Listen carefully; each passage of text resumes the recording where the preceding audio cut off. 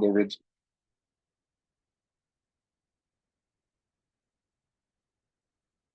Hey, Shamik. How you doing? Good. How are you? Good. Doing So I just made you doing well. co-host. Okay, perfect. Nice. Can just check if you're sharing, The etc. is fine. yeah.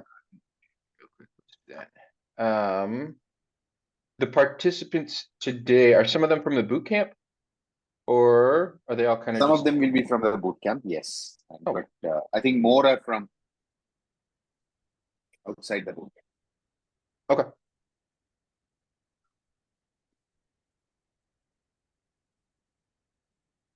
Okay. You're able to see my screen, right? Yep. Sweet. I will stop share. Other thing I wanted to mention, I know we spoke about this a while ago, was doing translations, supporting translations of LiteFarm. We are Mhm. finalizing our integration tool, our localization tool for facilitating the translations. Um, but I am also going to be headed out the door. I'm actually catching a flight later today, and then I'm taking the month of August off. So I'm going to ask Lardy. I'm going to share your contact info with Lardy if you're still willing to support those Yeah, translations. absolutely. And then once we finalize the integration tool, she'll reach out to you and do an onboarding session with the new localization tool. So Sounds good. sweet. Thank you. Cool. I think we should get started, and people will probably keep joining.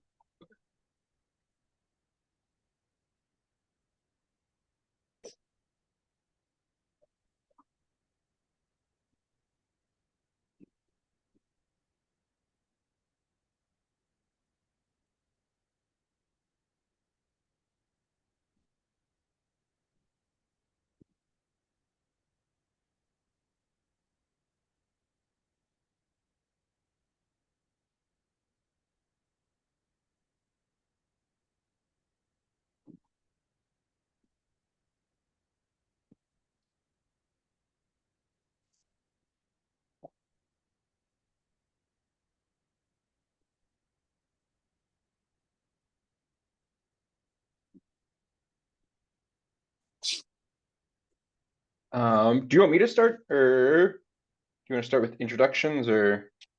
Yeah, I think let's get started. So, cool. Welcome everybody, and see, basically, I mean, we have done this a couple of times before, and essentially at Farmizen, we have been in business for since 2017, and one of the things uh, we have seen is that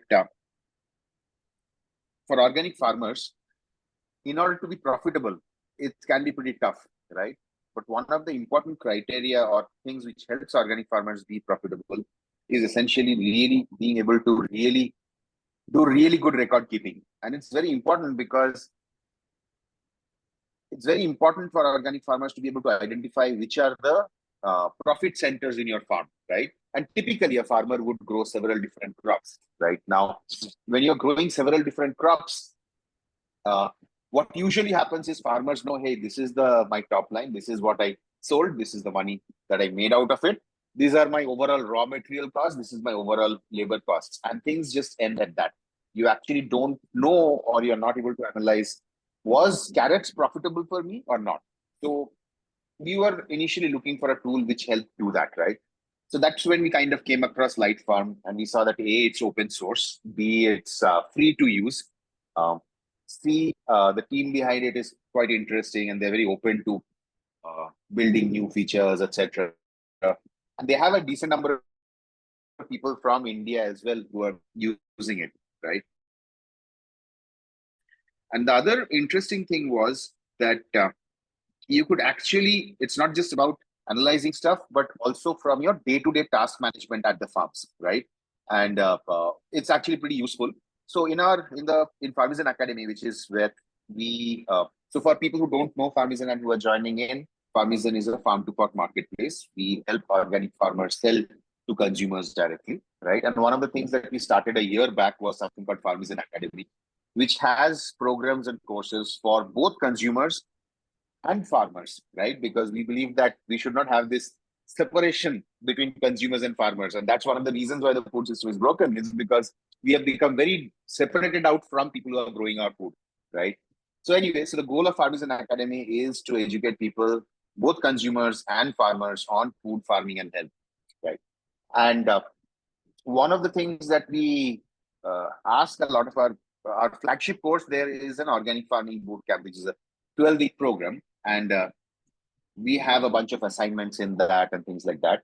And one of the things we encourage bootcamp students is to basically use LiteFarm as one of the tools. They could use things like Excel, but things go out of hand pretty quickly. And David can, for example, explain why maybe Excel is not the right thing to, not for everybody, right? Or why LiteFarm may be a better option than Excel. But I have found it that it's a lot more useful. So over to David, and I think the few things to keep in mind is, although the demo, etc., he will be showing from a desktop, but it's completely available on your mobile web as well, right? So you should be able to use that. And secondly, he will show you things based on a particular set of crops, but there are also, you can also load in custom crops as well, right? Because these are questions that usually come up. People say, oh, but will this work for, XYZ vegetable, which is in India? So there are a bunch of vegetables which are already loaded in, but there are other things which you can also load in yourself. And final point that I wanted to kind of leave in with, especially people who are looking to get their farm certified for organic. What happens is organic certifiers end up asking for a lot of documentation. And then it's a lot of effort when you're trying to create that documentation. The other benefit of using LiteFarm, beyond the fact that you can manage things more efficiently, you can actually figure out where you are making losses, where you're making profits, is that you have all of the documents and artifacts ready for your organic certification when they ask for it, right? And there are some certifiers across the LiteFarm works across the world, and there are some certifiers that they are integrated with, but it does not matter. You could be taking certification from anybody, because it's just that you'll need to download the stuff from LiteFarm. You'll need to export all of the documents from LiteFarm, and you will be able to use that. So over to you, David. Thanks for doing this.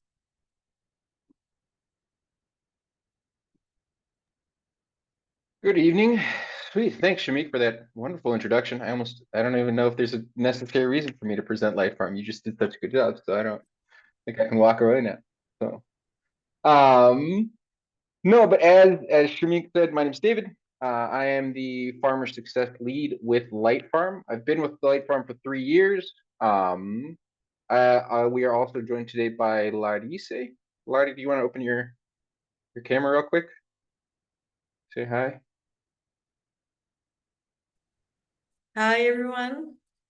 I'm Larissa. I'm the Farmer Success Associate. I have been working with David with partner user support and other communications tasks. Great, thank you. And she'll be helping me out during the presentation. So if you've got any questions or anything like that, she'll be monitoring the chat. And you can respond to those there as well. To give you a bit more background about me, I have a lot more experience in agriculture. I'm based in Brazil. I'm currently studying my master's in organic agriculture at a university here in Brazil. So when it comes to farming, I feel much more comfortable. If there's any questions as to the programmatic side that I'm not able to answer, I can go back to the developers and get answers. So feel free to ask any questions you've got. If I don't have the answers, I will find them and then share them with Shamik, who will then share them with everyone here. My plan for today is to do a quick PowerPoint presentation. I'll try and keep it under 15 minutes. And then I really want to get into the actual demo and get us into LiteFarm. PowerPoint presentations, as useful as they are, we all know they're not the most interesting thing. So I really want to, make the best of our time and get into the demo. I plan on doing about an hour for the demo, kind of show around different parts of LiteFarm, and then kind of opening up the last portion of this session to the more general question. But please feel free, if there's any question that's really relevant to the thing we're looking at in the moment in time. I think there's not too many of us here, so please feel free to raise your hand, open your microphone, and ask a question, or share it in the chat. And then if I don't see it, Lardy will make sure I do see it. Lardy has already done a wonderful job, and she's pasted in the chat. We have a YouTube channel where we've got some tutorials and stuff like that. Please feel free to check out the YouTube channel. We also have the general website there, which kind of talks about LiteFarm as an entity, not solely the platform, but also who works there, what we do with the research, news, general events, anything like that. Then there's also the platform link, which if you click on that, that'll actually take you to the platform. And then we have our LinkedIn page. So if you want to follow us and keep up to date on any news, any updates, that would probably be the best means. Okay, I think we can go ahead and get started.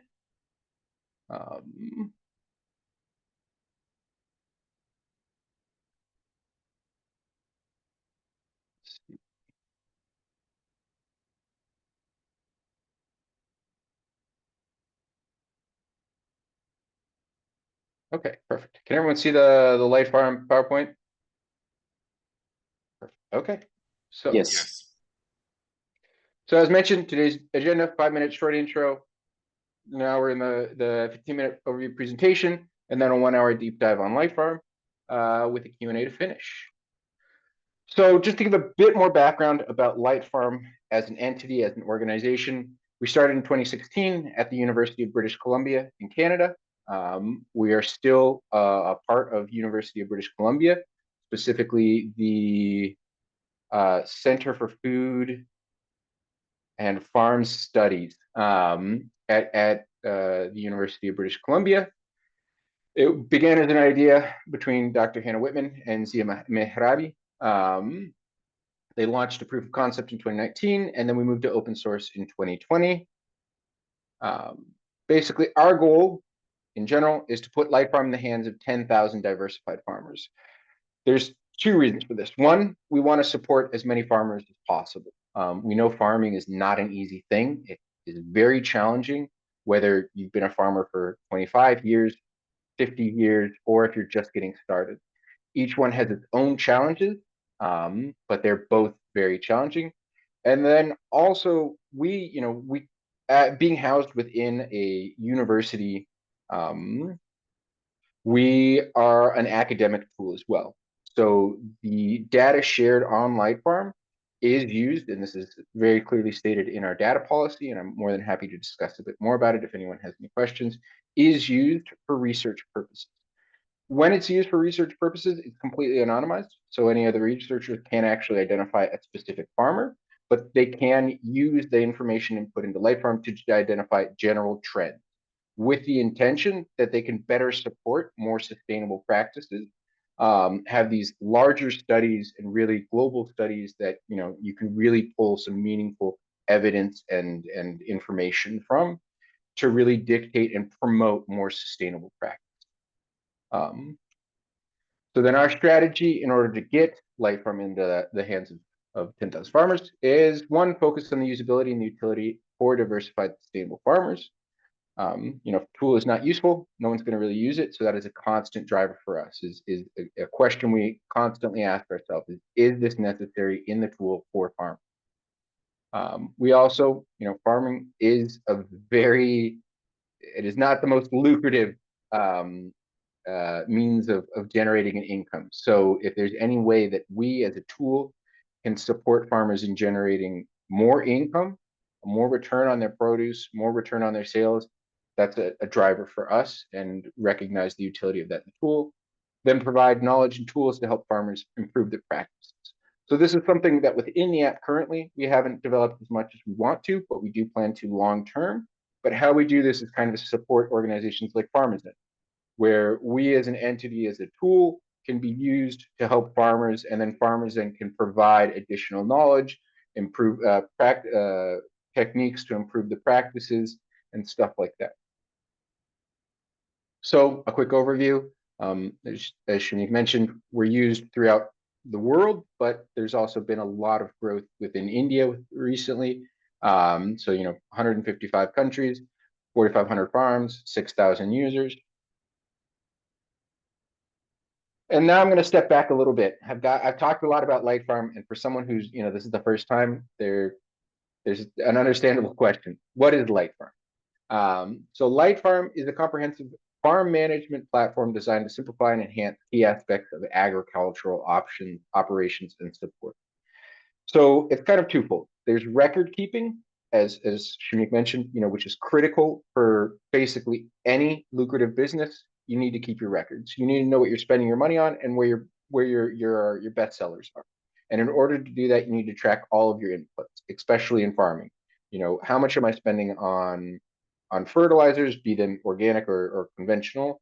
How much am I spending on labor? How much am I spending on seeds? And then how much am I generating from that crop that I'm growing? And in order to keep that, I need to keep records. And then there's also the operation management side of it. So, you know, when you're planning a crop, you're planning for something that you might be seeding in the future. You're going to be harvesting in the future. It's going to need to be cared for in the future. And so in order to plan for that, having a tool that you can really kind of build out this crop management plan, as we call it in LiteFarm, of, you know, when's my seeding date? If I need to transplant, when would be the transplant date? When I'm going to harvest, what would be the harvest date? And so really being able to see that in one tool is how LiteFarm functions and supports farmers. So how do we do this? So there's the farm management side. We integrate tools for crop planning, financial tracking, and document management to streamline daily farm operations. And we'll get into all of this during the demo. Then there's also the certification support. So as Shamik mentioned, you know, we have built LiteFarm very much focused on supporting organic farmers. That is our, you know, that's something we're very focused on. Anyone who's not interested in organic, they should feel free to use LiteFarm. It's a tool that could be used for any type of farming, but we know that organic farming comes with a lot of benefits, and there's not as many tools out there that exist to support organic farming. So that's where we come in. And we kind of, another thing about certification support is for a lot of farmers, the certification process is extremely exacting. There's a lot of paperwork. You got to turn in a lot of stuff. And when you hand that paperwork over, it's gone. You've just handed over all of that work you did. It goes to the certifier. They'll probably never give it back to you. You're done. And if you want to renew the next year, you're going to have to do all of that again. By registering all of your tasks in LiteFarm, we support the certification by exporting a lot of that information that you can then use to hand over to your certifier, but that data still stays with you, housed within LiteFarm. So you're still the owner of that information. And then there's the agricultural project management side of that. So, you know, we've tailored LiteFarm specifically for farming, more generally towards organic farming, but for all farming. And then so LiteFarm compares to a project management software you kind of. So now getting into like the functionality of LiteFarm, we kind of start with the map. You've got 15 different area types that you can indicate. You know, your fields, your gardens, your greenhouses. If you've got surface water, so an irrigation pond, you can indicate that. You can also indicate fences. You can indicate buffer zones. You can indicate your residence. You know, if you live on the same area where you're growing stuff, you can indicate your house. If you've got a little, you know, a natural area, as I call it there, a little forest, you can indicate that as well. For the crop-enabled areas, you can indicate if they're organic, in transition, non-organic, and then you can go in and rotate that as you see, you know, the progression of your certification status. You can then also export and share the map as a PDF. So that, you know, we've seen that be really helpful for the organic certification process, but also for the farm management process. You know, if you've got 10 people working on your farm, having a really detailed map that you can print out and, you know, you could expand it, take it to a, you know, a printing place that could really blow it up and make it quite useful. That could be really useful. So then going into the crops. So as Shamik mentioned, LiteFarm comes with 375 preloaded crops with varying degrees of detail, but then you also have the ability to add new crops. And I'll cover that specifically during the demo. You can also indicate by variety. You can select tomato, and then you can have all your varieties of tomato housed within that tomato crop. And then when you do add a new crop, you can nominate it to be added to LiteFarm's catalog, and currently working on the process of facilitating that and speeding that up so that it's more quickly visible in the catalog for all farmers. As well as for crops, you can also document if they're organic or not. You can also indicate if they're modified or genetically treated, who the supplier is, if it's an annual or perennial, and you can also add personalized photos. A couple more things about crops. As I said, within LiteFarm, we manage that all by building a crop management plan. And during that crop management plan, you indicate seeding, you indicate transplanting, and you indicate a harvesting date if you're going to do all those things. But then you can also add all of the tasks that are relevant to growing a crop. You know, if you're having an infestation, a pest or something like that, and you need to use a product, you can create a product application task. We call it a pest control task, indicating the product you'll be using. You know, if you're irrigating your crop, you can create an irrigation crop or an irrigation task, documenting how much you're going to be irrigating, what you'll be irrigating, when you're going to be irrigating. You can also indicate bed prep, and then there's many other tasks. So as you can see here, starting with clean all the way to transplant, all of those task types come preloaded with LiteFarm. So, you know, the first time you open LiteFarm, they'll already be available. But then there's also the ability to add customized tasks. So everything there, the construction, delivery, machine upkeep, picking bugs, all of that are personalized tasks that I created that are only relevant to my farm. And so, you know, if those 8 preloaded task types aren't sufficient, you can add additional task types. Shamik, did you have a? No. Okay. And then throughout LiteFarm, there's all these notes sections. So, you know, if you realize that the product application task is missing 1 or 2 details, especially if your farm has 5 or 6 different people working on it, and you as the farm manager are creating the tasks, but you might not be the same person who's completing the tasks, you could add some additional notes and say, you know, be sure to spray under the leaf. You know, it can't be an above spray application. So, you know, very critical part, you can also manage your finances in LiteFarm. As you know, money comes in, money comes out. So there's the expenses and the revenues. With the expenses, we have a preloaded list that comes with LiteFarm for different expense types, but then you can also add custom expense types. Currently for revenues, it's more crop focused, but we recognize that, you know, you might have farm tours, or you might host weddings, or you might have some off-farm income that you want to document in the finances page. So you could also add personalized revenues as well.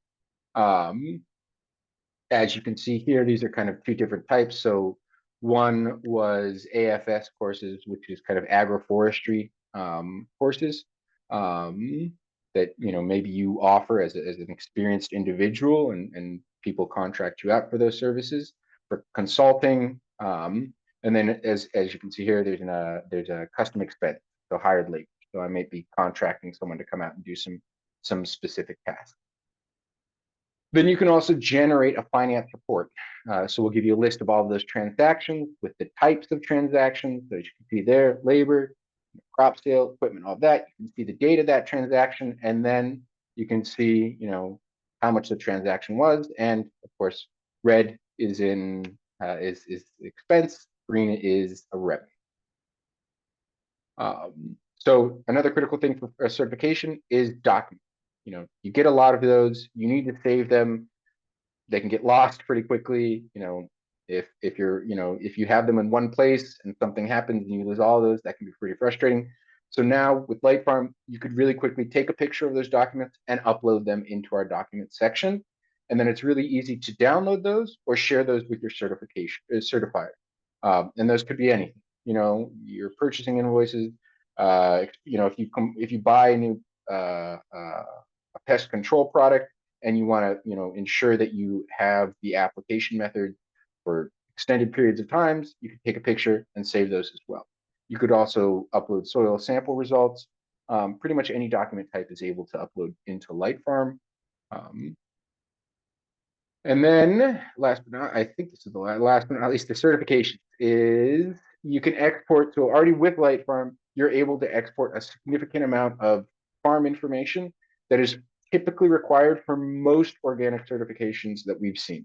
LiteFarm, how we work is we have these 4 general documents that we export, which is 1, a list with all the crops, including the variety, supplier, organic or not. So you can see here, you can see the planting stock, or the seed crop that I was using, where I bought it, if it was certified or not, and then as additional details. The next document would also be record I, so that would be a list of all your cultivation and cleaning products. So anything you applied to your farm, be it a cleaning product, be it a pest control product, you would be able to see that here. And you can see the product name, you can see the brand name, you can see the quantity, and then you can also see the date used. Then you can also see where it was applied. So it was applied on field 4. And if it was applied to a crop, what was the crop? So I applied it to Gulf. And this is pretty typical for most organic certification processes that we've seen. Lastly, you can get a list, and sorry, those are 2 different documents. So the cultivation would be any pest control and or fertilizers, soil amendments that you used, and then the cleaning products, those would be 2 separate documents. And then you can also get a list of all the farm areas. So, I've got field 1, 2, 3, 4, all my fields there, what was grown there during the reporting period, and then the area of that, the total area of that area, as well as the organic status of that area. All of these documents are exported in Excel form, so it's really easy for you to come in, edit, change anything you need to change. Also, if your certifier asks for stuff in a completely different format, you could easily copy anything that's relevant and paste it into the relevant format for your certifier. Some additional features, you can invite various users to the farm. So, if you are the farm manager, and then you've got if you're the farm owner, and then you've got a farm manager, you've got farm workers, maybe you have an extension officer who comes out and visits once in a while, you could document all of those and give them access to the farm. You can also see the sale price of other nearby LiteFarm users anonymously. So, if I'm growing something for the first time and I'm really not certain how much I should be selling it at, if there's other folks in your area within 50 kilometers, up to 50 kilometers, who are selling the same product, you would be able to see at how much they're selling it and give you, a better idea of where the market stands for that specific product.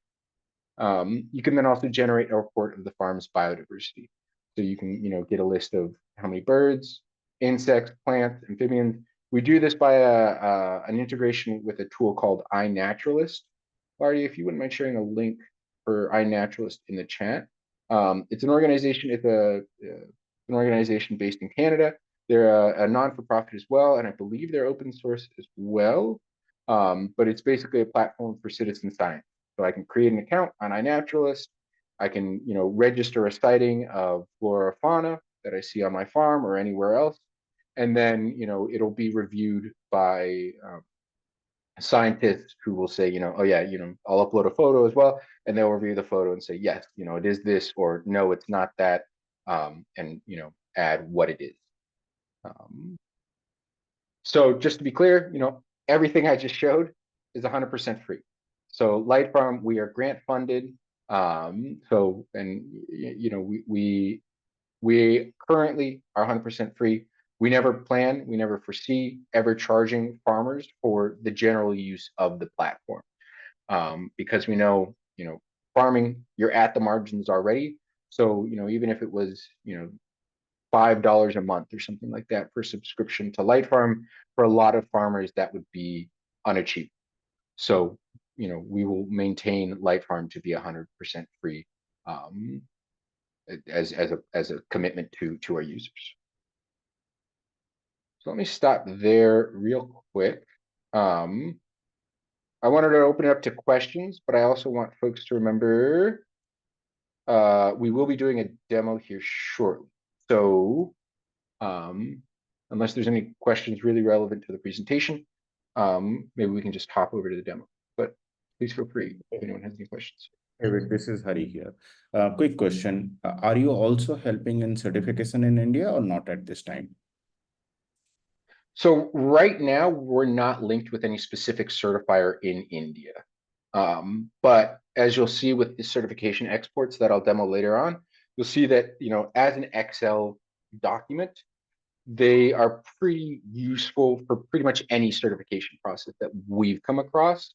And largely because, even if your certifier requires different format types, the information that we're exporting is required by most certifiers that we've seen. I can't say, it's the same certification type that you're using or that your certifier asks for, but the information that we're exporting is pretty typically required for most certification processes. And as an Excel, it's really easy to copy and paste it, edit it, and share it with your certified. But yeah, excellent question.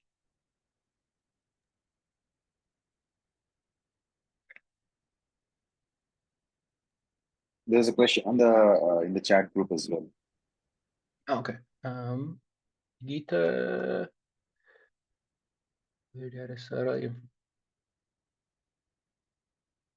So this is an excellent question, Gita. Right now, the only integration that we've got for weather data is we use Open Weather API to get your current. Let me share my screen. I'll just dive right into the demo. That's a great segue. Thank you. So can everyone see my screen? Yes. Okay. Yes. So this is the landing page. Once you've finished creating your account and kind of added some farm details, I'm not going to go into that to just facilitate, make the best use of our time. The process to create an account and get your farm registered in LiteFarm takes anywhere around like 5 to 10 minutes. It's pretty easy. Then there's the whole process of actually building out your farm, which is the part we're going to focus on today. I've already gone through the account and kind of the farm registration process, and this is a demo farm that we'll be using to really review how LiteFarm works. So landing on the land page, you can see I do have some weather information here. We get this from an integration with a tool called Open Weather API. Lottie, if you wanted to share a link for that too in the chat, that would be great. We know it's not the most useful information. This is information you could easily garner from looking at your window. I pretty quickly can register what the weather is like, real-time weather right now. Long term, what we really plan on doing is building out the homepage, and you would get weather, for the next 3 or 4 days, to give you a better idea of kind of what is coming, so you can really plan for that. That's how we do weather data. Crop advisory tools, we currently don't, but that's definitely something we're looking at. We're looking at that more here in Brazil, where I'm based and where Laurie is based, just because we have a lot of connections with different organizations here in Brazil. But that's not to say it couldn't be something that we build out in India as well at some point. It's definitely something we see a lot of use in, especially because LiteFarm, when you share anything with Ministry of Agriculture, an extension agent, anything like that, they're getting a lot of information in LiteFarm that can better support their recommendation. So we do long-term really want to kind of move towards supporting crop advisory tools, but they really have to be very regional. Me growing corn here in Brazil is going to be different from anyone else growing corn in the Northern Hemisphere, in India, in Australia. So we can't really provide more general suggestions on that. So yeah, excellent question. Yeah. So diving a bit more into, using that fantastic segue. Thank you again, Gita.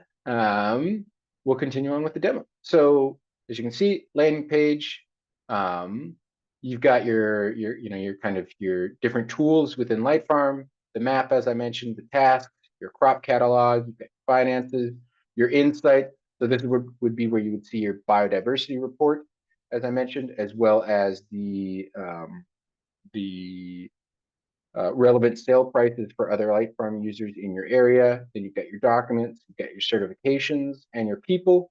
So this is where you'd be able to invite other individuals to the farm. That you've got your farm settings here, and then up here, I've got my info. I've got a switch farm option. I've got a help option, tutorials. So this will take you to our YouTube channel, and then you've got your logout.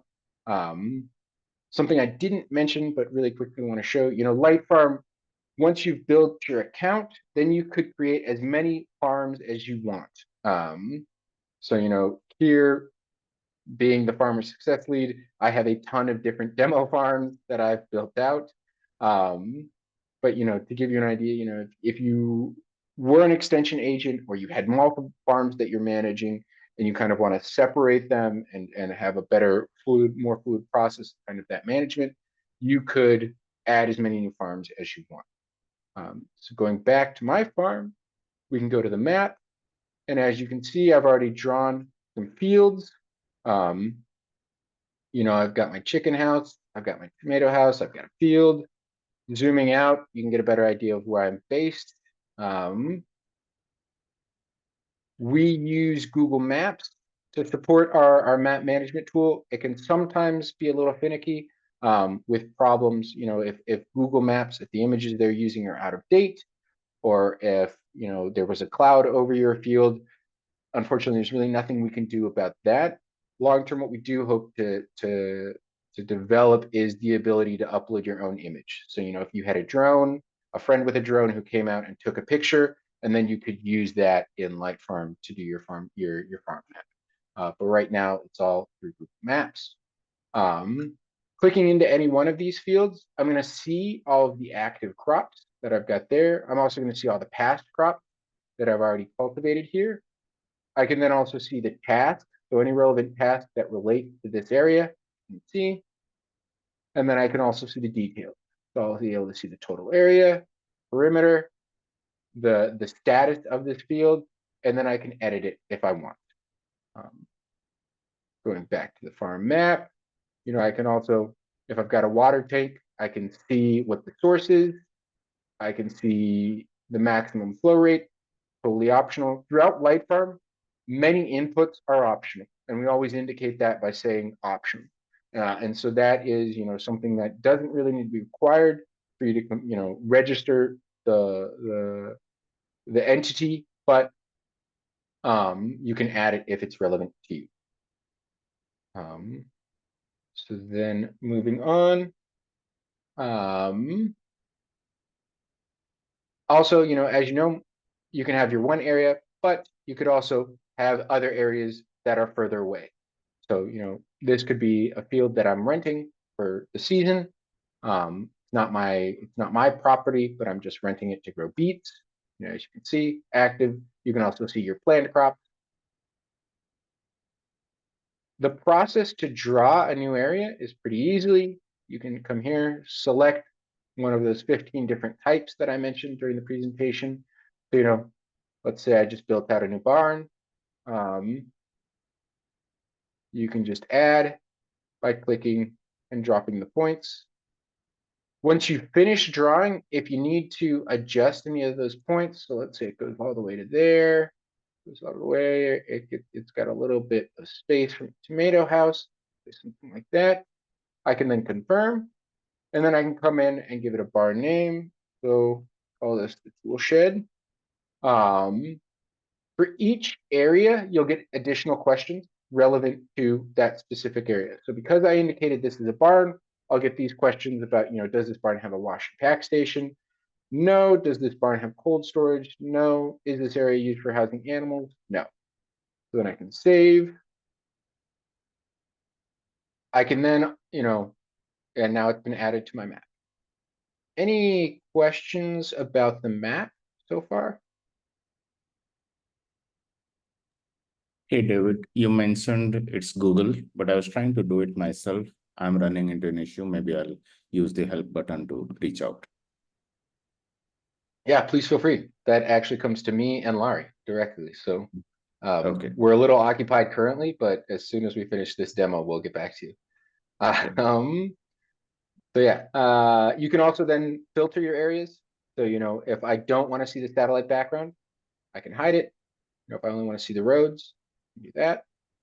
If I only want to see, my fields, I could hide everything, show the fields, see all that. And then I'll want to go back to seeing everything, do that. This option is the option for being able to download the map. something I want to point out is that wherever your map is at the current point at which you download it, that will be the image that you see. So, you know, if I'm super zoomed in and I do this, this is going to be the image that I'll get. If I'm super zoomed out, this is going to be the image I get.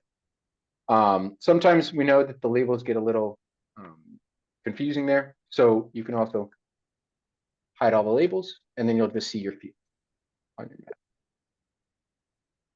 So, any more questions about the map?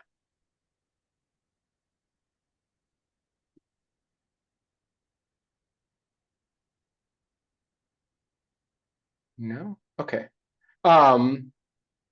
Your question about, sorry, I didn't catch your name. And it's here, HP. Yeah, Hari here. Hi, HARI, okay. Hari. So, okay, Heidi, thank you. So Heidi mentioned the help tool. So we'll check that out real quick. If you come to help, you can get, you know, list your type of support. You can request information, report a bug, request a feature or other. Then you can add as much detail as you'd like. If you've got a screenshot, that always helps us phenomenally in kind of identifying what you're seeing, what the bug is, what you're encountering. And then you can also indicate your preferred contact method. So you can indicate email or WhatsApp, and then you would be able to submit. And all of these report requests come directly to me and Lottie. So we will be the ones responding to those. Yeah. Any questions about the help page? I think that's pretty standard, but David, there is a question on the chat. yeah. Okay, nice, thank you. Let's go back to the map. Nikhil, no. You currently, so I'm assuming then you would kind of want to upload like a KLM file or something like that with your GPS coordinates, right?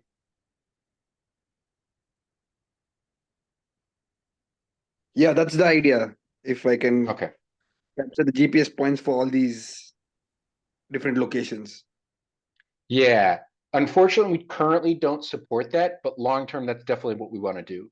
We know that a lot of farmers already have their fields marked by some GPS format, but it's definitely something we want to build out at some point. We currently don't support it. Yeah. So another thing I wanted to mention, you know, LiteFarm, we are grant funded, but there's also, you know, for anyone on the call who's a developer, who's a programmer, Lottie, if you wouldn't mind sharing too, on the community page in our LiteFarm, there, I think there's an email there for, you know, anyone who's a developer, being open source and, you know, grant funded. We have a fantastic contributor community. So a lot of developers just volunteer time in supporting us building out new features. So, you know, Nicole, I don't know if you're a developer or a programmer, but you know, if this was something that was really critical to you and you really wanted to build it out, we've definitely made, you know, we support developers in, you know, developing the UX UI, reviewing code, and integrating code. So, you know, we have a fantastic developer contributor community who do a fantastic job supporting us as a LiteFarm team, but also all of the farmers that we support. So if anyone was interested about that. Any more questions about the map? No. Okay, so then let's go over to the crops page. So here we've got the crop catalog. So here you'll see 375 different crops already loaded into LiteFarm. I will 100% recognize they are much more oriented towards North America. That's just kind of, you know, how we started as an organization. But we've gotten a lot of influence from Brazilian users, Mexican users, who have made recommendations on new crops. You know, not a lot of coffee grown in Canada. So, you know, there's been a big shift and a big growth in our crop catalog from users. And so we are definitely constantly trying to increase our crop catalog and make it more relevant. And, you know, you can quickly search through something. So, you know, if I am growing carrots this year, I can easily search, or, you know, you can always scroll down as well. Let's say this year I'm going to be growing fig. So I can select the fig, that'll take me to the flow to then add that fig to my farm. And what I mean by that is step back. So all of, there's the on your farm section, and then there's the add to your farm section. So on the farm, these are all things that I've already registered. These little number indicators are based on whether or not the crop, the relevant crop, has a crop plan tied to it. And we'll get into that crop plan here in a second.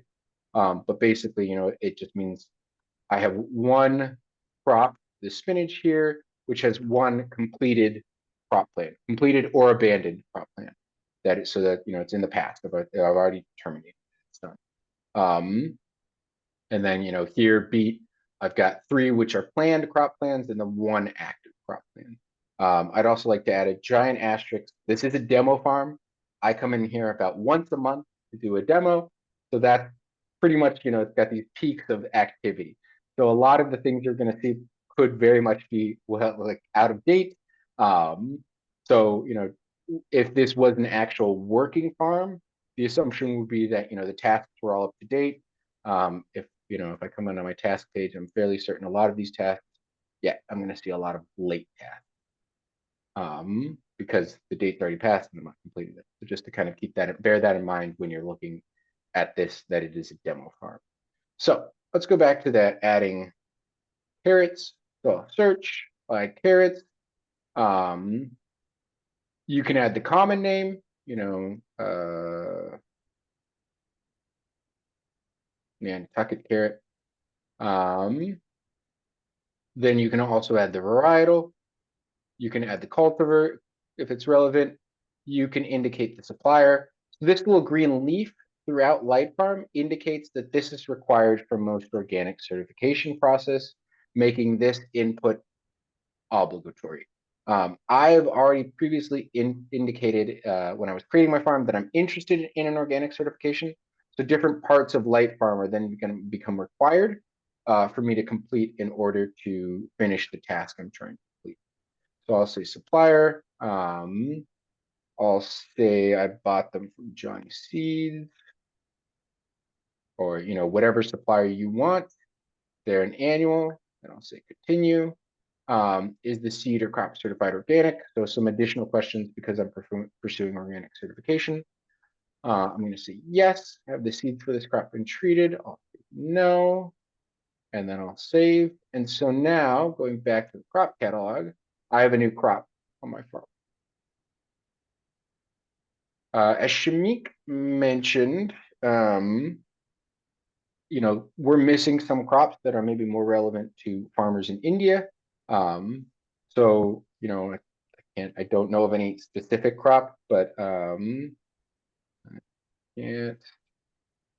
So, if you can't find the crop you're looking for, you can easily add a new crop.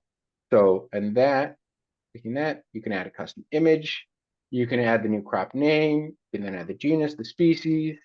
You can indicate the crop group, all of that. And then you can say, you can indicate if this crop can be grown as a cover crop, if that's relevant. And then you can also nominate this crop for inclusion in the LiteFarm crop. So if you think a lot of other farmers in your area would be using this crop, would have interest in seeing this crop catalog, you can nominate it, and then it'll go through a review process and be added to our crop catalog. You can, as I mentioned, you can add a custom image. Cancel that. Any questions about the crop catalog so far?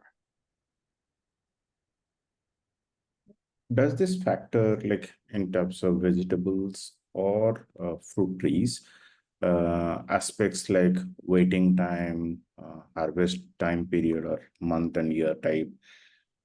Some of those factors, does it factor? So we do actually have, so there's a lot of data points behind each crop, and there's varying degrees of how much information, how much of that relevant information we have. So we've got a huge Excel, a Google sheet with a lot of that information that you as a user won't see unless we've got that information. And how that'll kind of appear is during the crop plan creation process. As you're going through indicating the seeding date or something like that, there might be some default values that pop up.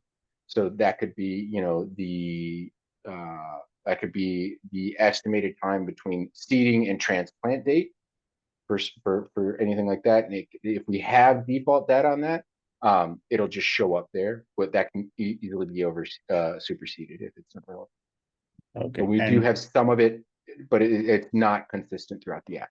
It really is a crop by crop instance. And does it also differentiate between grafted and non-grafted type of distinctions? No, we currently don't. We currently don't capture that. What we kind of do is, so diving into the crop plan, you know, if you indicate planting, you could say it's seeding or seedling or planting stock. So, but we don't, you know, if it's been grafted, we also don't register like the grafting type that you might be doing. When was the grafting and all of that? Okay, We got currently it. don't capture that. Yeah. Well, But the you could question, easily, yeah, the sorry, reason I'm go asking these with it. questions, I'm kind of in my mind creating an image saying that if I put all these details, it will tell me after a year what's going to come out of the farm or et cetera, although I haven't used the tool, and hence the question, David. Yeah, no, that's an excellent question. So right now, what we kind of do support is we do support like an estimated annual harvest, which will give you kind of an idea of you know, how much you'll be harvesting with this crop annually. But you know, long term, what we'd really plan on doing, especially you know, once we have more data points, more regional data points too, because a lot of the articles and information we found are much more directed towards North American farmers. You know, Yeah. being a research institute in Vancouver, that's just the reality of it. But as we get more farmers in India who are generating data points by using LiteFarm, registering things in LiteFarm, then we can actually provide regionally relevant information based on other farmers who are using LiteFarm in your area. So, you know, at some point here, we could definitely, you know, see, you know, other farmers in your, you know, when you're registering your avocado or crop plan or something like that, we could easily say, you know, other farmers in your area have documented annual harvests of anywhere from 2 tons to 3 tons or something per hectare or something like that. So One more no, that's an question, excellent. David. Yeah. Yeah, is there any seed control? Like now you put Johnny seed. So is there any place that we can see when and what all seeds were procured from Johnny seeds? What was, you know, our experience, germination, or you know, what was the taste, or any other feedback from that seed, you know, saver or seed? Yeah. Yeah. So right, how that would kind of work is when you go to complete your plan. So let's do that right now. Actually, let me walk us through how to create a crop plan, and then at the end, I'll show how to complete a crop plan, and that's where you could register something like that, where you could really indicate, you know, don't buy from this provider again. If you know, if the seeds had a really poor germination rate or something like that, you could easily indicate that. Or you know, if it was exactly what you were looking for, you could also document that. Okay, okay, thank you.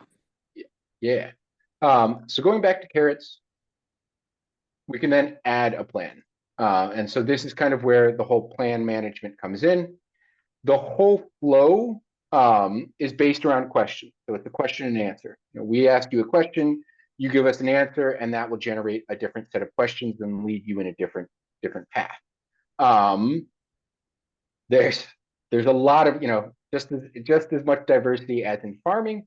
There is not as much, but there's relevantly, you know, a lot of diversity in how you could build out your plan within LiteFarm. So I'm not going to go through all of the paths. I'm going to take us down one with the idea of kind of, you know, this is kind of a general basis of kind of what that path looks like, or what the use of the crop plan creation looks like. And then, you know, please feel free when you're using LiteFarm to test it out. I want to be really clear, you know, if you create a plan as a demo, you can delete a plan.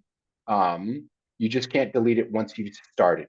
So, you know, if you've got an active task in it, if it's not completed, you can still delete it. But once you've actually completed stuff, then you can't delete it.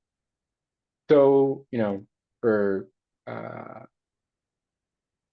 for carrots. So for this plan, we ask, are you going to be planting it, or are you registering something that's already in the ground? You've already previously planted it. Let's say I'm planting it. I'll be planting it from seed. Will this crop be transplanted? No. Actually, let's go back. We're going to pretend like I would transplant carrots, although that is kind of ridiculous. I just want to kind of show all of the different aspects of LiteFarm. So, what is your seeding date? I can input a seeding date. Because I indicated that I will be planting it, I can't indicate anything in the past. If I had said it's already in the ground, my calendar would let me indicate things in the past. So let's say I'm planting it next Wednesday. Hardy, you asked about the data points. So as you saw here, this was already pre-filled. So this is a data value point that we have in the background around carrot. Typically what we've seen through scholarly articles, research, and stuff like that, germination period is about 14 days between seeding and germination period. But I could easily come in and change that. For my area and when I'm planting right now, it's warmer, so it comes out in about 12 days. Transplant for carrots, I'm fully aware it's ridiculous. I'm not really going to be transplanting carrots. I just wanted to show all of LiteFarm. So the transplant, maybe these are some weird carrots and I've got to transplant them after 45 days. Then you'll get an initial harvest. Let's say your initial harvest starts about 90 days after from seed to harvest. And that could really depend on what you're harvesting. Are you harvesting baby carrots? Maybe that'd be a little shorter. If I'm using these carrots to produce seed, they'll probably stay in a lot longer. But then you get a calendar view. So here, I can see the seeding date, July 31st. Then I would do my germination comes out August 12th. Then on September 14th, I'll be transplanting with a final harvest date of the 29th. And so this is kind of that project management aspect of LiteFarm, where I'm now starting to see, okay, I'm planning for the coming year, and these are kind of going to be the important critical dates for carrots. Then I can continue. Now it's going to give me like, what is your starting location? I'll be able to see all my areas. Go ahead and say I'll start in field 1. I'll say continue. Then, I'll get methods about how I'm planting this, how I'm prepping this. I'm going to say do it in a container. No containers 2. Number of plants per container, let's say 18. Kind of throwing out some random values here. Especially if you as a farm owner or a farm manager have other individuals who are working on the farm and maybe aren't familiar with how to plant carrots, anything like that, you can add additional details here. All of this will show up in a read-only view of the task at the end, and then you can assign that to different individuals. So, all of these inputs, they're optional. You can ignore them, but if they'd be helpful for you to document, you could definitely document them here. We're not going to do that. So then I'll get a question of where am I going to transplant to? I'm going to go and transplant that in the rented field. You'll notice real quick, maybe some of you caught this. My barn is not showing up here. That's because I'm only able to see crop enabled areas. So I can't be really planting anything in the barn. So I'm only able to see areas that, where I can produce my crops. Then I'll continue. Then I'll get a question about what is your planting method. So remember, this is going to be the post transplant. I'm going to do rows. Are your rows all the same length? Sure. Number of rows, let's do 15. Length of rows, about 58. Meters. Nasim, that's an excellent question. So kind of Nasim, for those who didn't see Nasim's question in the chat, they're asking about whether or not LiteFarm supports or provides any guidance in case any farmer is trying out a new crop for the first time. How we kind of do that right now is that the recommended data that we saw with the germination, those 12 days. So depending on the crop, we have some additional information. But no, for guidance and support, we currently don't offer a lot. Long term, what we'd really like to do is kind of provide that guidance based on regional use of LiteFarm, because the reality is there's no way we can capture, with as much specificity as other farmers in your region. So we'd really like to get to that point, right? Where LiteFarm is supporting farmers in the region, supporting themselves by the use of LiteFarm. So then, and here, Harry, there's that estimated annual harvest that I was talking about. So that's where I could put in, I'm hoping I'm going to get 625 kilos, and then I can say continue. And now I can get some additional, all of this is optional. This is all for the transplanting, when I'm transplanting it, how I'll be doing it, space between rows, all of that, but it's all optional, so I can go ahead and skip it. One thing I did want to mention, so here's those planting notes. So here's all those notes for areas for when you want to add additional details that you might not be able to capture. Then you continue. You can then give this crop plan a name if that would be helpful. Carrots,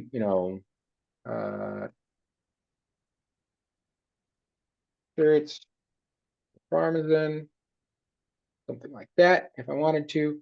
If I know, I'm the only one who's working on the farm, I can assign myself as the individual. Or, if I don't know who's going to be completing this task right now, I can just leave it as unassigned. I can then add plan notes if I want to. Then we also have the ability to repeat crop plans. So this is really more focused towards succession planting. So, especially for lettuce or anything like that, where you're probably planting, you're planting every 15 days or something like that. If you want to, you can then save. Then I'll be taken to kind of building out that succession planting schedule. So, I can say the starting date. I can then say with what frequency I want it to be repeated. When do I, what date, what day of the week do I want it to be repeated? And then how many repetitions do I want? And so that kind of allows you to really facilitate the succession planting, especially for crops that have a very short cycle. I'm going to cancel there. Going back to the crop plan. Oh, actually, let me step back there. I'll stop there. Any questions so far about the crop plan? So the feature of repeat, what happens for a like if I have a area which is planted for fruit trees, so they are perennials, and how does it record the annual harvest or 6-monthly harvest?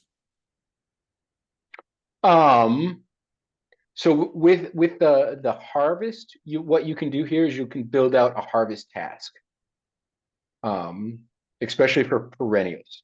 The repeat is really more focused around kind of lettuce, radish, anything that has a really short cycle that you might be like frequently planting. So you don't have to build out a crop plan each time you want to. You can just build one crop plan and then kind of repeat that with a different date. So okay. But yeah, no, for the especially for perennials or something like that, where you're really only going to have one planting task, you're going to have one transplanting task, and then you'll have a bunch of harvest tasks. You'll probably also do some pruning, all of that stuff, and I'll get into all of that additional task type here in a second. So yeah, any questions there about the crop plans? I know that was a lot of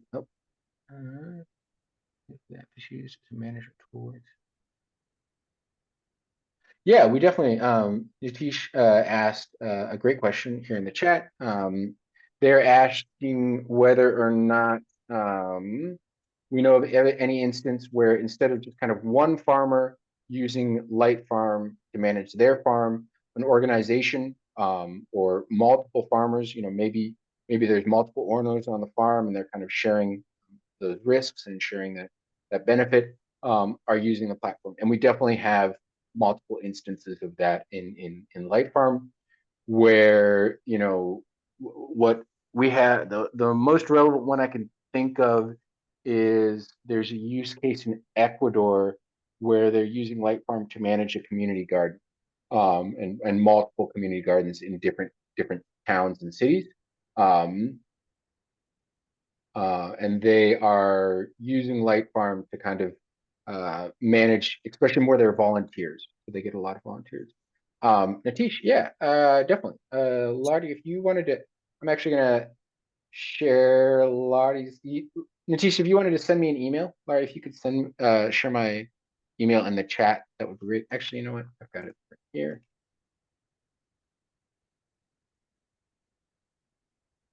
So there's my email in the chat. So if there's any questions as well, please feel free to reach out.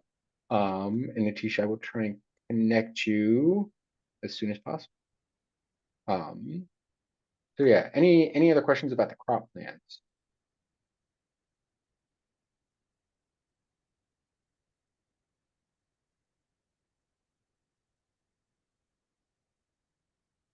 Ooh, that is an excellent question. So Nassim asked if I'm aware of any APIs or platforms that can help us track the underground water levels of a particular geography. I am not, but that is definitely something that would be really cool to have in the platform. Definitely something I'm interested in. So if anyone does, please feel free to share. Yeah, that would be really cool. Lottie, could we make a note of that and add it to the product board? And then also, if you wouldn't mind sharing the product board link here, that would be great as well. But no, that would be really cool to have. Yeah. Any other questions?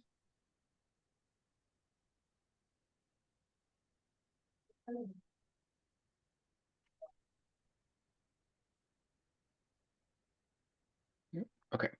So going back to the crop plan and kind of building that out. So once I've done the crop plan flow, you know, just kind of bring us back here. As I mentioned, there is a lot of ways this could have rolled out. You know, if I had said in ground, I'm going to get different questions. You know, what is the approximate age of the crop? I can input that. If I say planting, if I say seedling or seedling stock, I'll also get approximate age. So there is a lot of different ways of how you could build out your crop plan. But once you've built it out, as you can see here, it's all kind of housed succinctly together. You know, you've got your planting, your transplant, your harvesting task. But as we all know, this is not all that's required for you. It would be wonderful if this was all the tasks that were required for growing anything. We know that's not the case. You know, we know there's going to be bed prep. You know, part of that bed prep might also be adding a soil amendment or something like that. So, you know, you really need to kind of add all that detail to this task. And you can do, or this crop plan. And you can do that by adding a task. And so, you know, as I mentioned during the presentation, these 8, so clean, fieldwork, harvest, irrigation, pest control, planting, soil amendment, and transplant, these all come preloaded with the platform. So the first time you open, you're going to see these 8. These additional 2 are ones that I've added as custom tasks. So I can add custom tasks here if I want to, or, you know, if I need to come in and change the name, I could. Going back to the tasks page. So, you know, let's say before I want to plant my carrots, I'm going to have to do some field work. I don't remember what exact, I think the 31st was the day I picked. So let's say, you know, on the 29th, I'll get an area, select the task location. This is already going to be pre-selected because I'm adding this through the crop plan. I can say continue. Crops already, my carrots already selected. I can continue. Type of field work, preparing beds or rows. You know, there's a list of different fieldwork tasks here.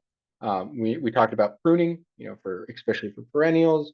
You know, if you need to install shade cloth, something like that. Termination for a cover crop. You know, I've grown my cover crop. It served its purpose, but now I need to terminate it. You know, if I need to cover my soil with anything, with a mulch or anything like that, I could document that all here. Let's say preparing beds of rows, preparing seed trays to Yep. Carrots. Please use agro grows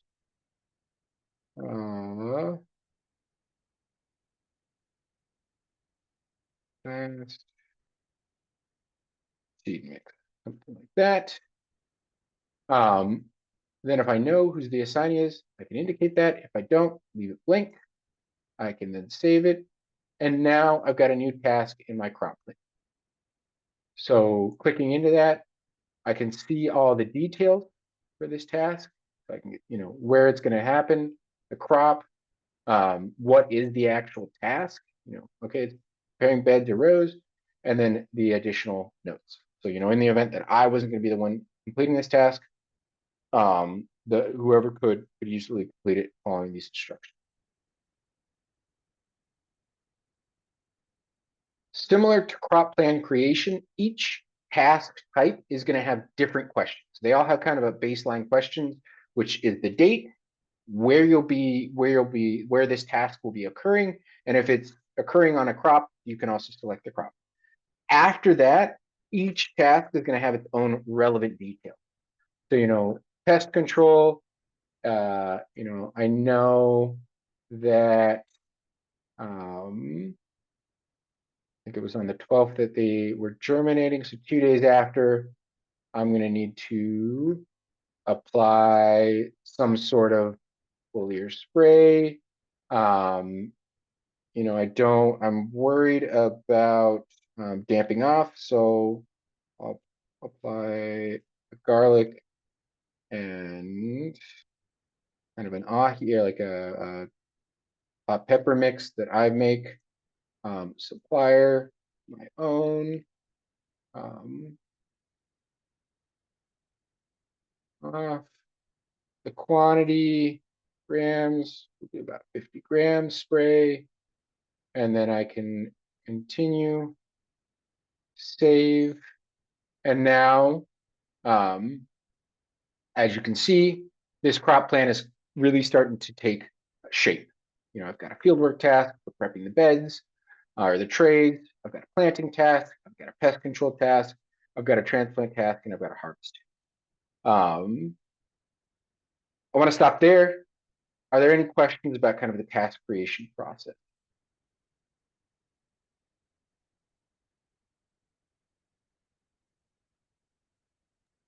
No, good.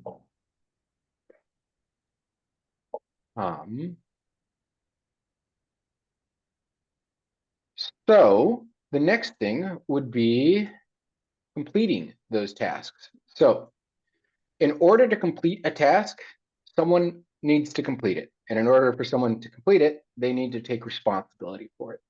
So this is where you can kind of come in and assign an individual who's going to complete this task.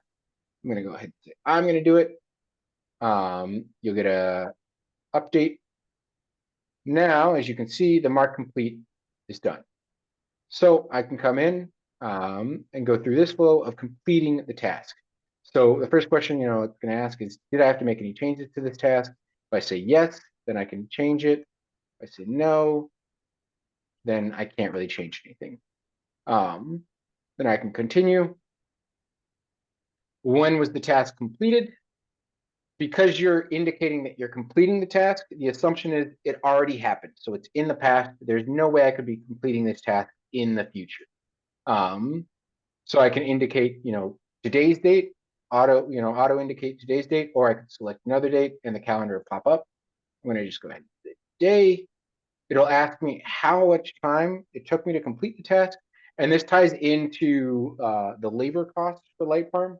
So for every individual on the farm, you can indicate a salary, an hourly wage for the farm, for the individual.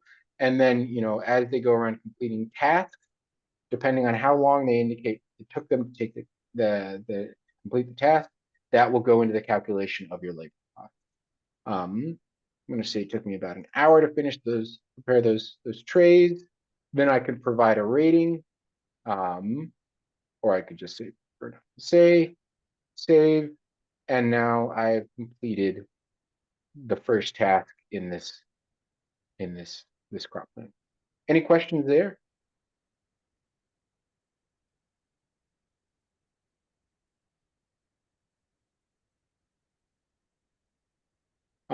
You know, if I needed to, for any instance, you know, this harvest task, the date's completely off, I have the ability to delete the task. I can only delete the task if it hasn't been completed. So like now, I wouldn't be able to delete the task because I've already indicated that I completed it. Any questions there about the task completion flow? No? Okay.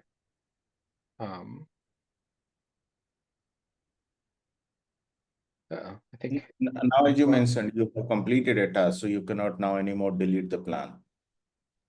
yeah, I can't delete the plan anymore. Okay. So, but if I wanted, like if I needed to, I could abandon it. So you know, let's say I completed the beds, I prepped the bed, I planted them, I applied something, but to try and control damping off, it didn't work. Everything was, you know, I lost everything.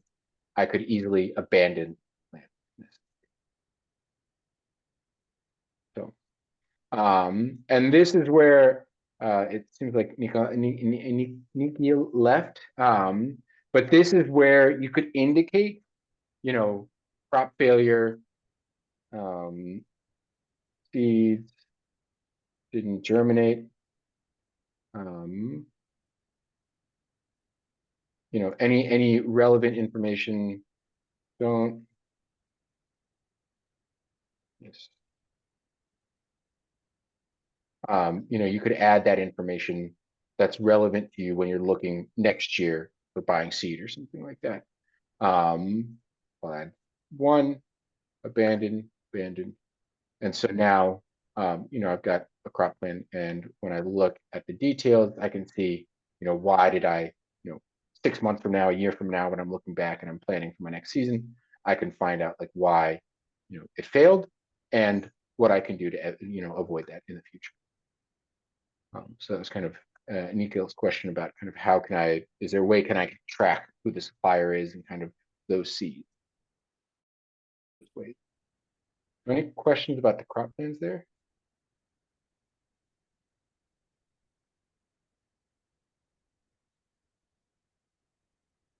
I guess we will get more questions as I use it.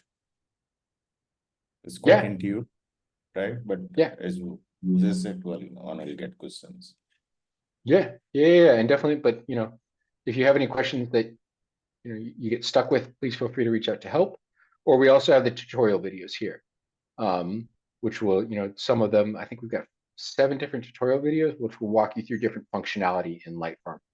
So they may be able to resolve any questions you've got.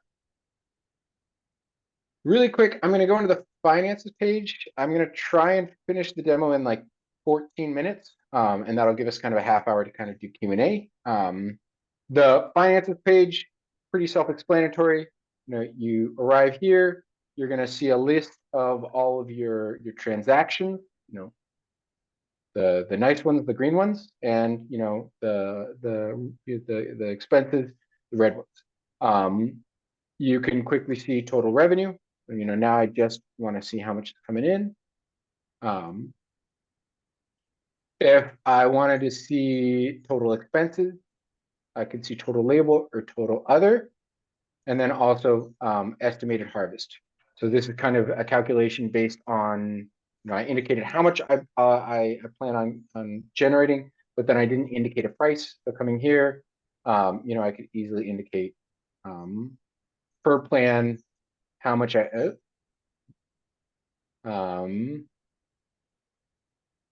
We may have just found a bug.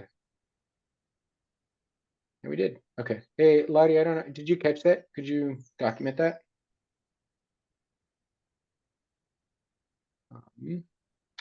But yeah, we'll try and figure that out as soon as possible. But keep it going on.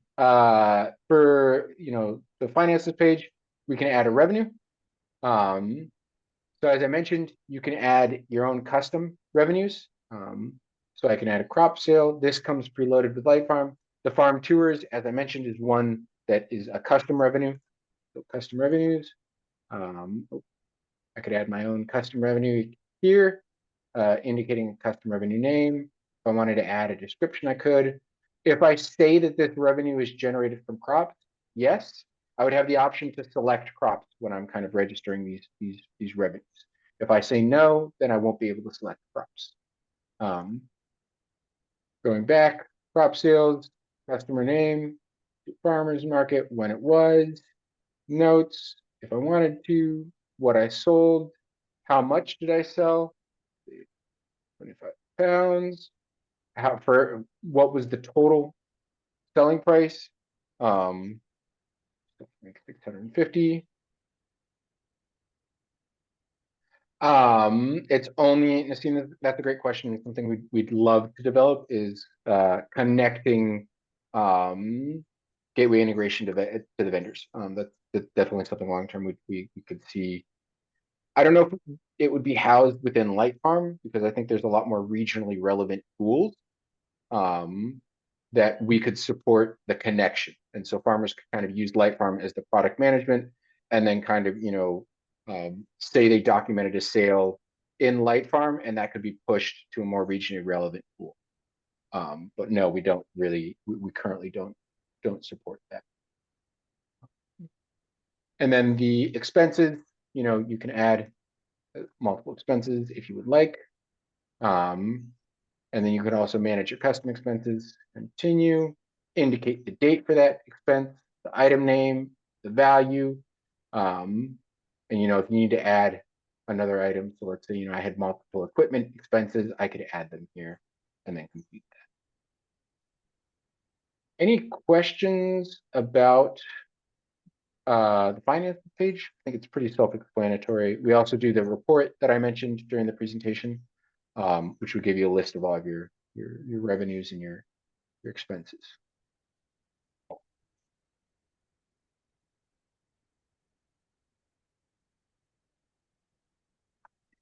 No, perfect. Okay. I'm kind of going through that quickly so we can get to the documents page. So here, as we talked about during the presentation, you can add new documents. Shamik mentioned this at the start of the presentation, but LiteFarm, it is a web-based platform. So, if you have Google Chrome on your computer or if you have Google Chrome on your phone, you could use it.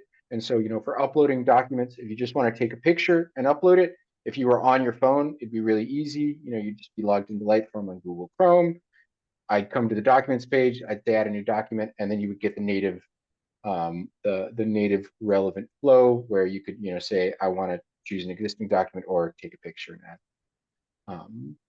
Clicking in, you can see the soil analysis, what it is, what type. I could download it here, so if this is something I uploaded a long time ago and I've since lost the physical copy of it and I need a new physical copy, I could download it via LiteFarm. Any questions about the documents page? I have a question. I wanted clarity. Basically, if we upload the soil analysis template, it auto reads the data, is it? No, we currently don't auto read.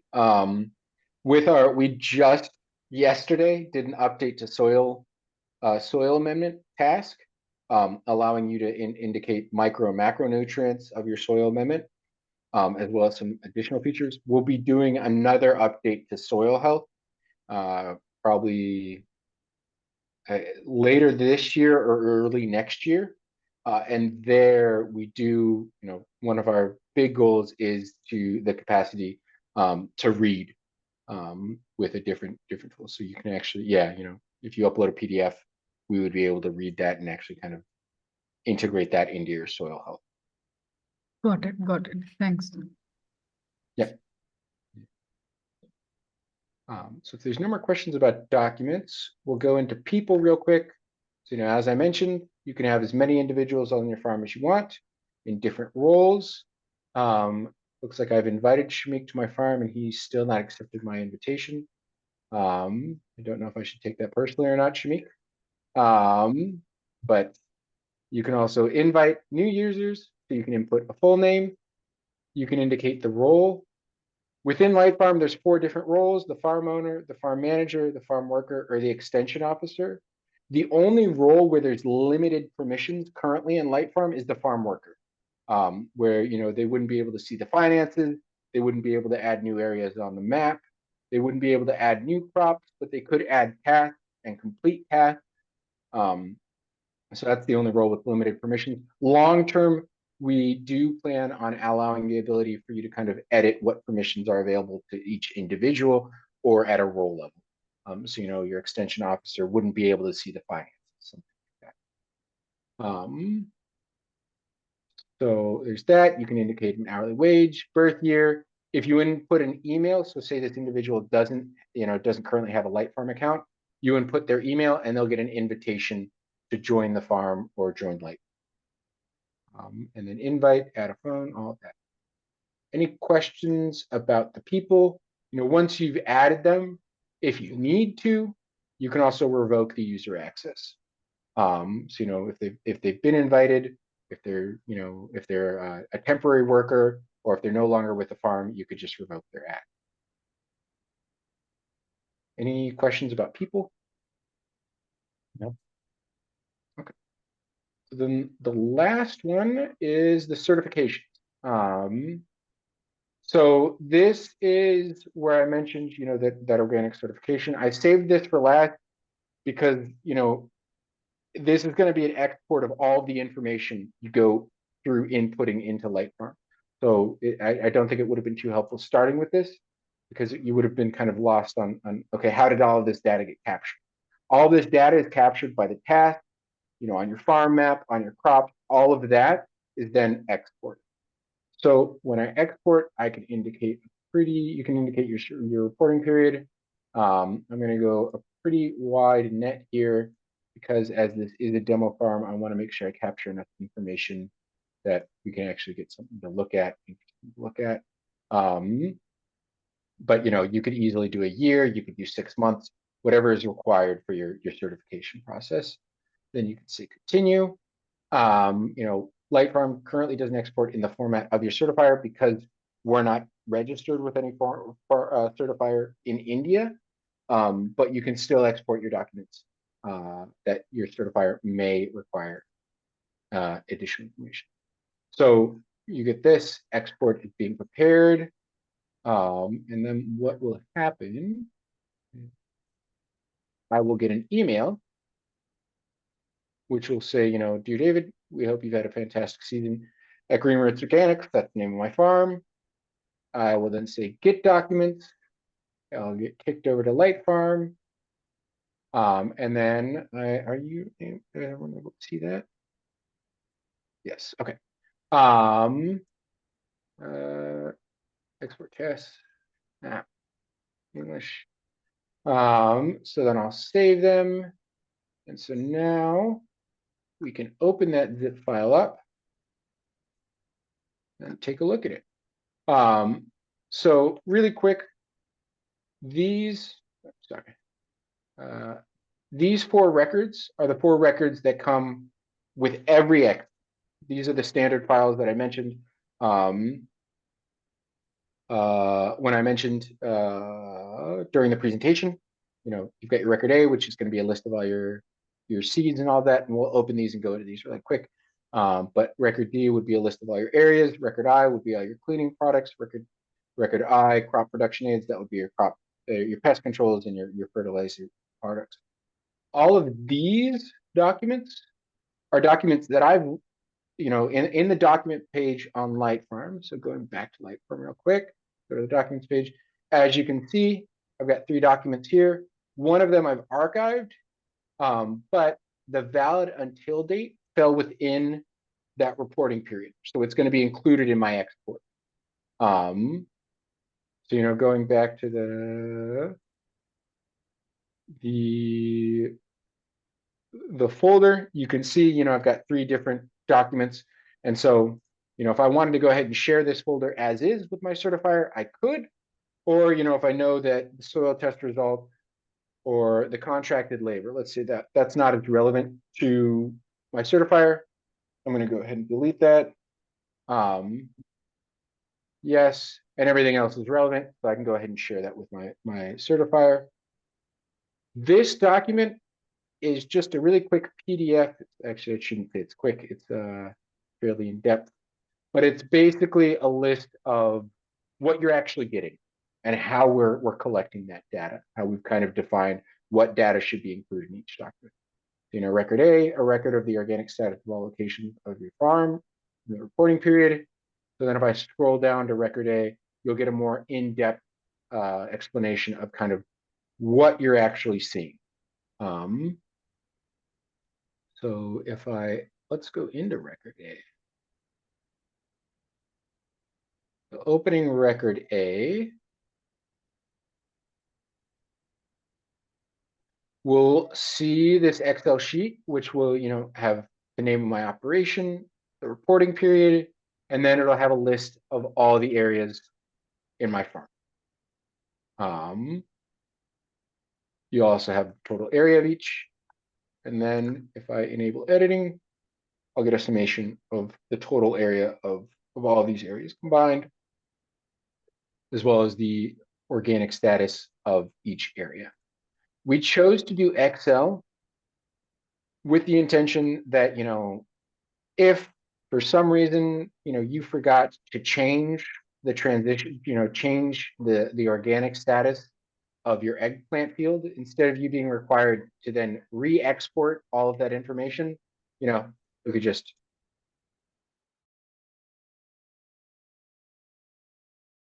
update that on your Excel sheet, save it, and then you don't have to do the whole export flow again. Moving on to record, probably the most interesting one, I think, is crop production aid.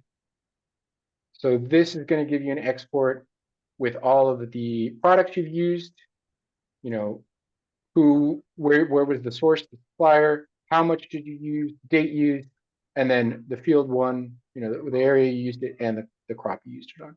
As you can see here, this is the task that I created today, indicating a date and all of that, and the year.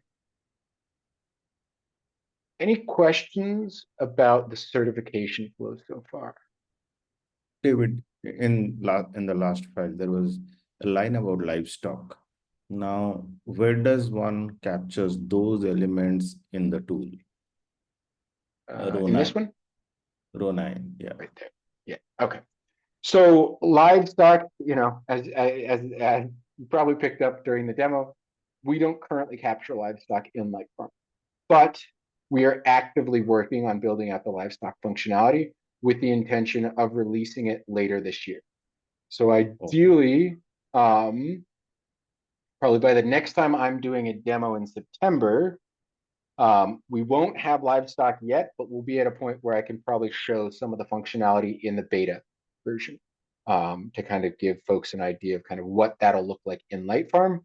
But it'll all be within LiteFarm. So you'll instead of just seeing crops, you'll have a crops and in LiteFarm. So everything is going to be housed within LiteFarm.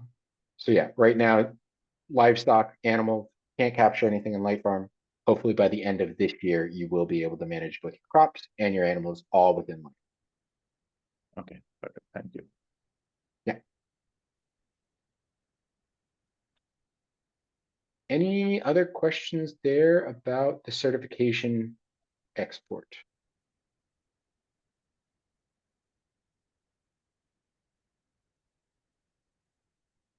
No? Oh.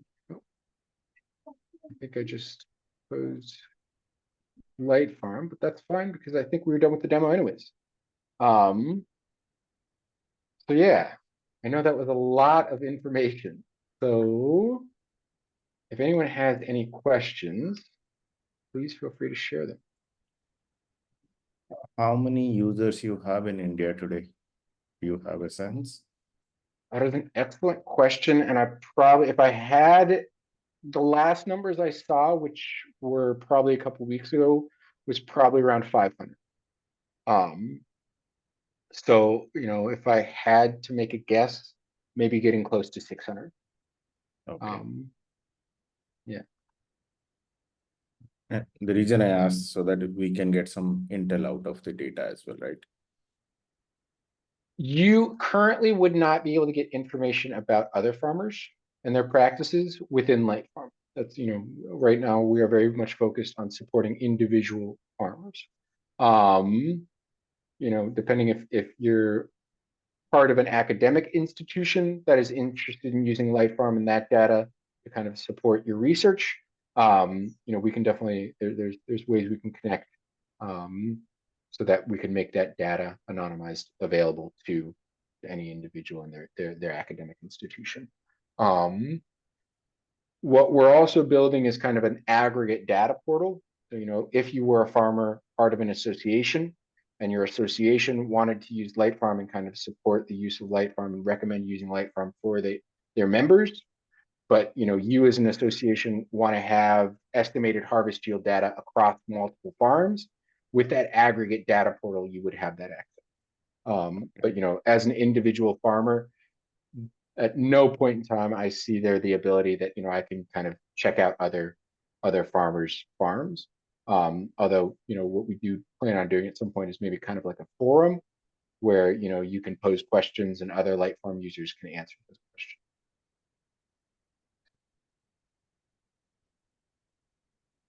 Yeah. Okay. Any other questions?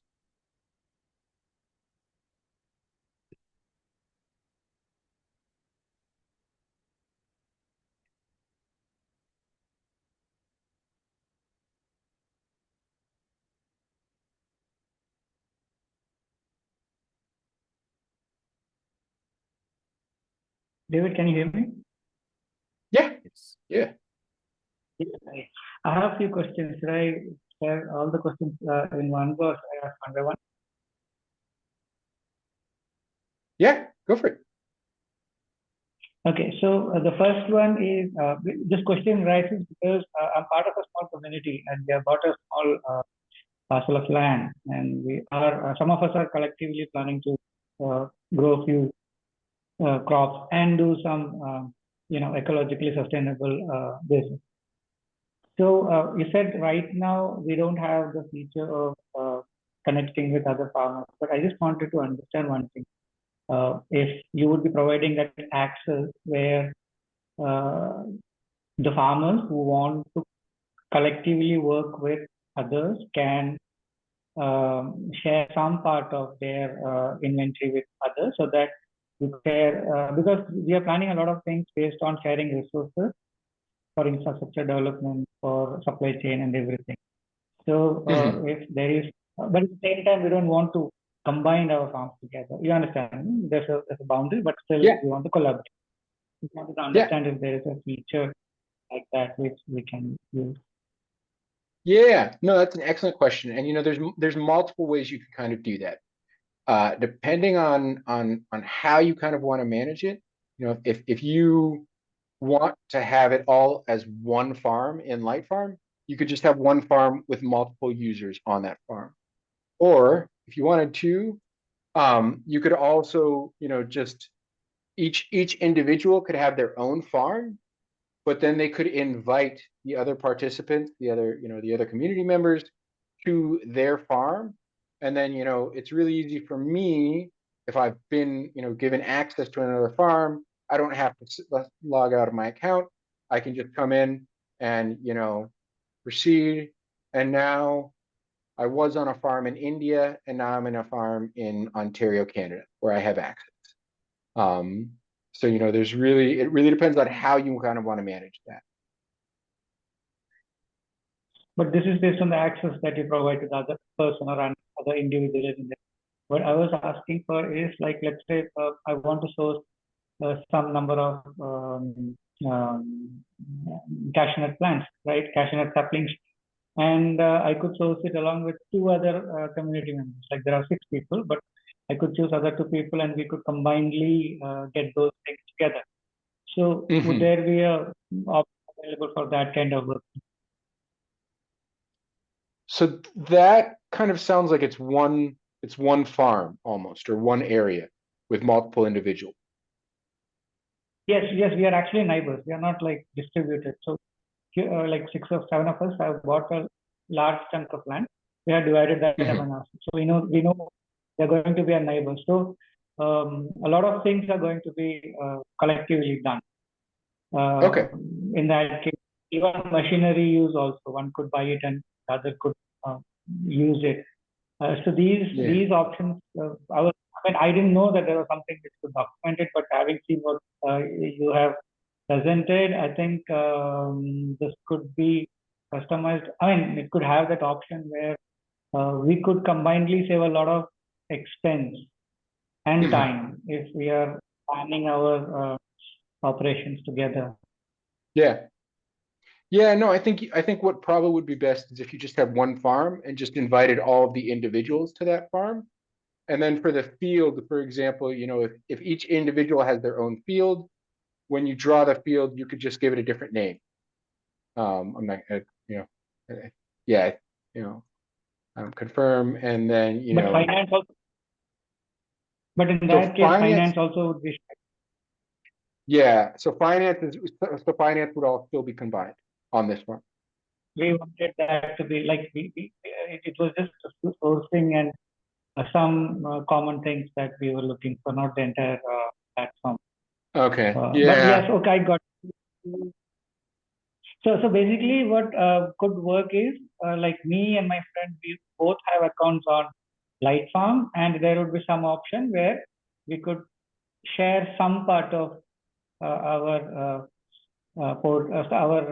inventory with the other, so that like I could create a combined account, something like that, and it could be mapped to a seller that I know who has been documented on my portal, and then my friend also could use that. Yeah. And when he's placing an order, he would ask me, and we would combinedly place an order, something like that, But at the same time, we are separated. Yeah, you could definitely do it like that. So that was first question. Second was, we are planning to also come. Sometimes there are high chances that we could be collectively doing the supply chain. Like could be near a place known as Goa. I don't know if you've heard about it. So this is a good market for organic produce, but we are a little away from it. So it's not easy for us to go every day and sell our produce. What we are planning is we could hire some guy, or we could hire a common vehicle, and then collectively we could send our produce to the market. So that's one thing. What I want to know from from you is there a component in this portal which could share the available produce with the potential customers? Like, let's say I have some regular customers, they could just go to my website and see the produce which I have documented and entered in my inventory, and they could place an order from their home, so that we could supply that directly to them. Is there something like that? No, we currently don't support that. What we, ideally, probably, we would love to integrate with Farmizen at some point. Where, when I completed that harvest task, I could say, our complete quantity, 25, whatever it is. I think we're looking at all of this, but whatever, I could say, one of these options would be Farmizen or something like that. And then, I'd be offering 25 pounds of whatever I'm harvesting, or 25 kilos of whatever I'm harvesting to Farmizen.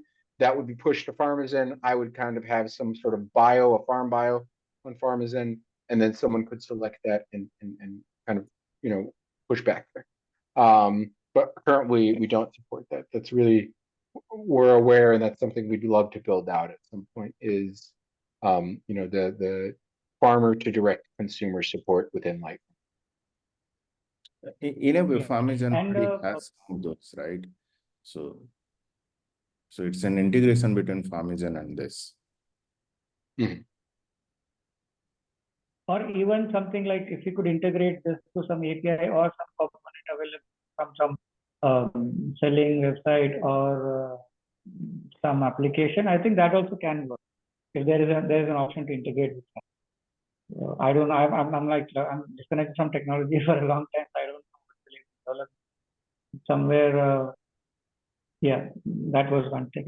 Okay, so next question is like you mentioned that we could select the crop that we are going to grow, and we could mark the area also on the map, right?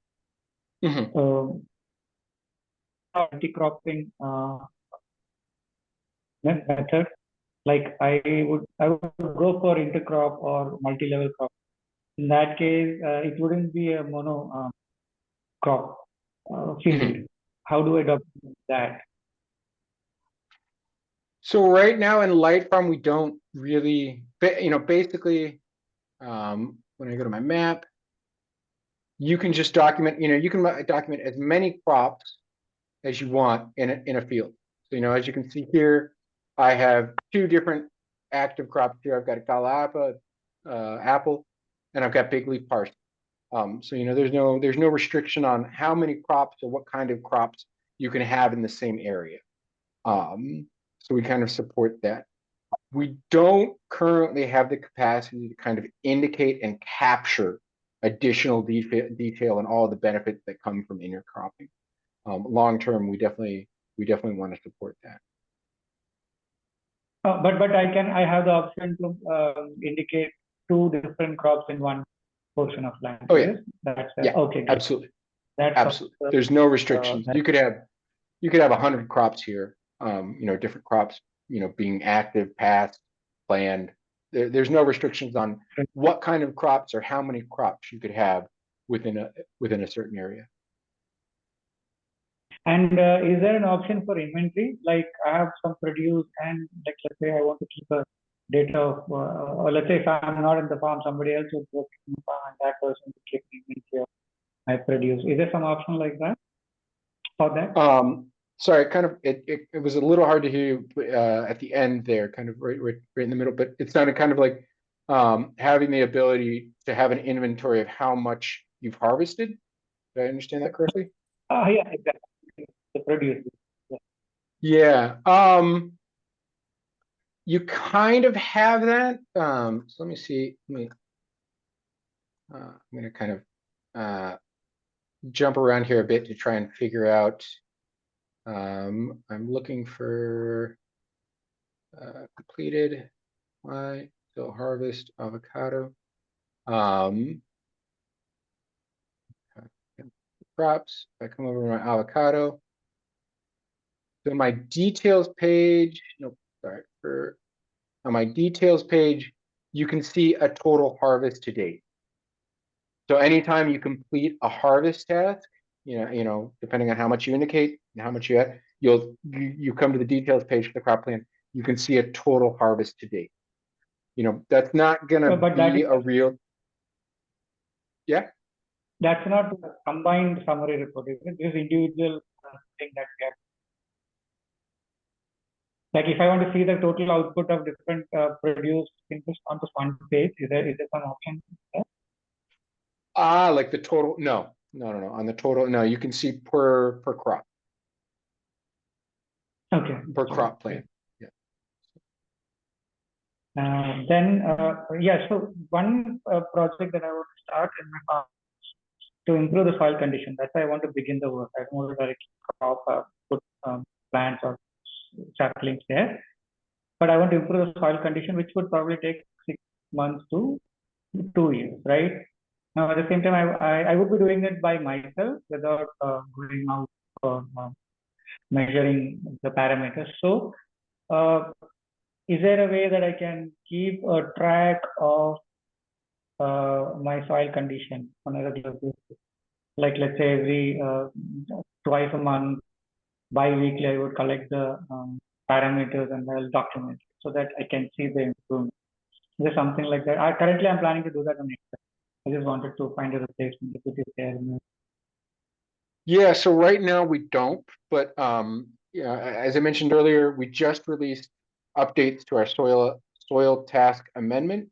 So soil amendment task yesterday, and then our next release for soil health will allow you to register soil, when you take a soil analysis, how you took the soil analysis, where you took the soil analysis, and then those results as well.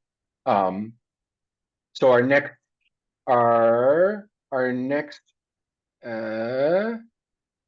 release for soil health should have the ability where you can go along tracking that soil health.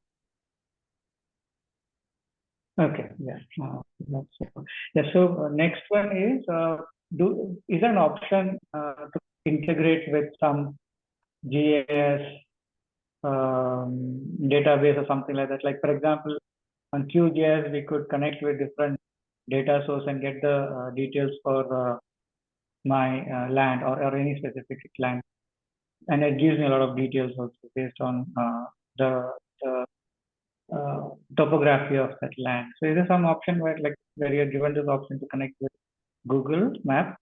Is there something like that where I could use the extra resources from openly available resources, sources? No, not currently, but it's definitely something like there's no, unfortunately, as a great, there are good things that come from being a grant funded organization, and there's kind of difficulties that come from being a grant funded organization. One of the difficulties is what you're talking about would be a fantastic tool, and I completely see the utility. But in order to build it out, we would have to acquire a grant somehow to kind of commit to the programming side, the design and development side, and the testing side.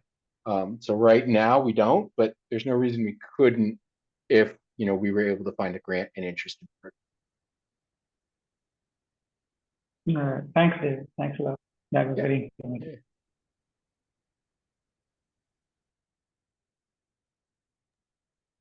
David, have you seen the question about the invoice on the chat?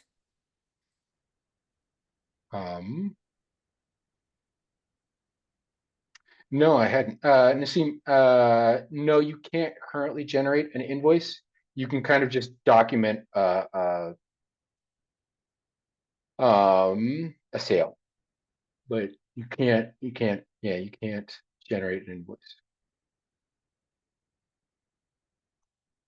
Thanks, Lottie.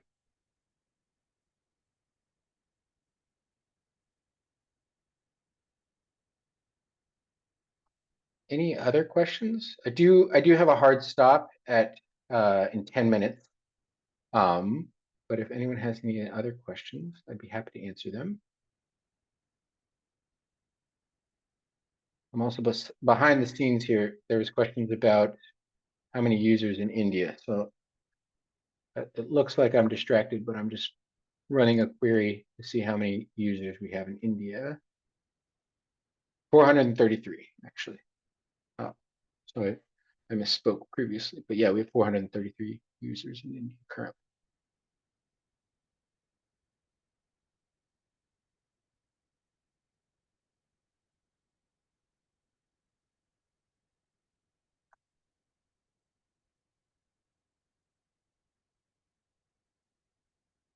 Oh, thanks, Geeta. Yeah, thanks for participating. And yeah, please feel free to reach out.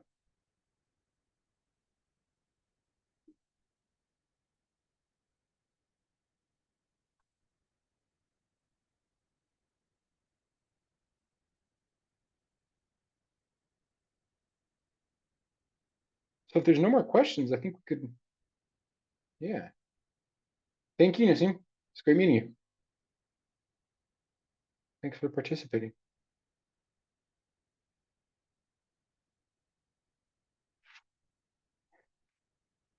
If there's no more questions, I think we can wrap it up. Yeah. I think we can wind up probably. Awesome. Thanks so much, David. Thank you, everybody. Yeah. Of course. Yeah. Thank you, Shamik. Thank you, David. Take care. Take care. Bye. Have a good one. See ya. Bye.